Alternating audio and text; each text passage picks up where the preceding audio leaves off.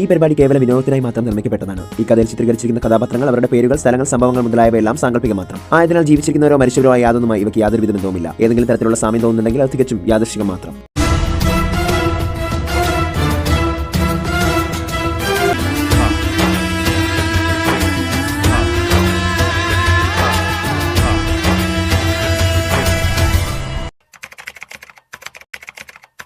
പ്രാർത്ഥനയും രഘുവും മുഖാമുഖം നോക്കി.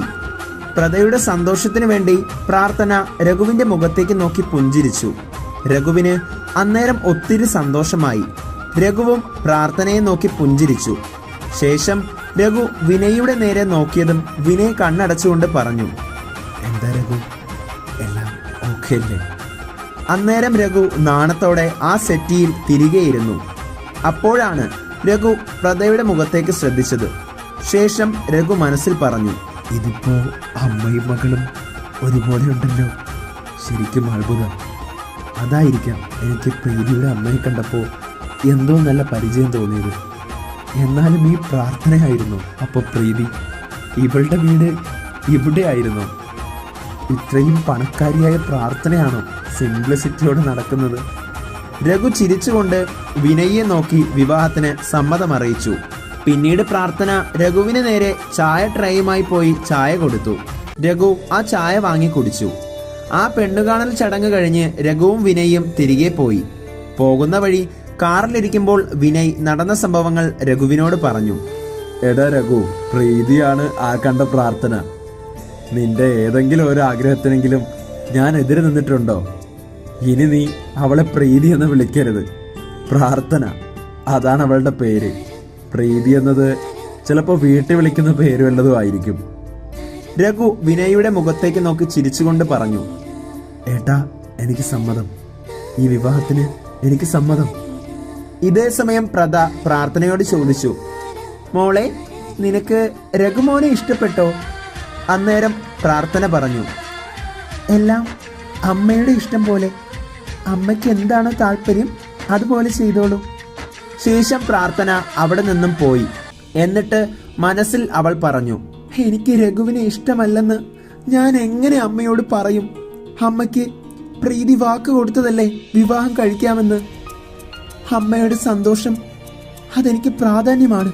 കാരണം ഇത്രയും വർഷം ആ മിസ്റ്റർ ഋഷഭിന്റെ ചതിയിൽ കുരുങ്ങിക്കിടക്കുന്ന എൻ്റെ അമ്മ ഇന്നുവരെ സന്തോഷം എന്താണെന്നറിയാതെ തെറ്റിദ്ധരിക്കപ്പെട്ട് നടക്കുകയാണ്. എൻ്റെ അമ്മയ്ക്ക് ഞാൻ കാരണമെങ്കിലും സന്തോഷമുണ്ടാകണമെങ്കിൽ ഞാൻ ഈ വിവാഹത്തിന് സമ്മതിച്ചേ പറ്റൂ. ഇനി ഞാൻ എന്താ ചെയ്യുക? തൽക്കാലം ഈ വിവാഹത്തിന് സമ്മതിച്ചതുപോലെ നിൽക്കാം. എന്തെങ്കിലും ഒരു വഴി ഭഗവാൻ പറഞ്ഞു തരും.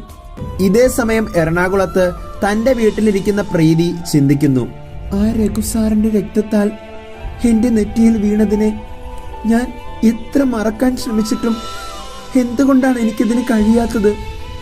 പൂജാരി പറഞ്ഞതുപോലെ നമ്മൾ തമ്മിൽ എന്തെങ്കിലും ഒരു ബന്ധമുണ്ടോ? അങ്ങനെ ആകെ 2-3 ദിവസം മാത്രം ഞാൻ കണ്ടിട്ടുള്ള ആ രഘുസാറിനെ എൻ്റെ മനസ്സിൽ നിന്ന് മായ്ച്ചു കളയാൻ പോലും കഴിയാത്തത് എന്തുകൊണ്ടാണ്?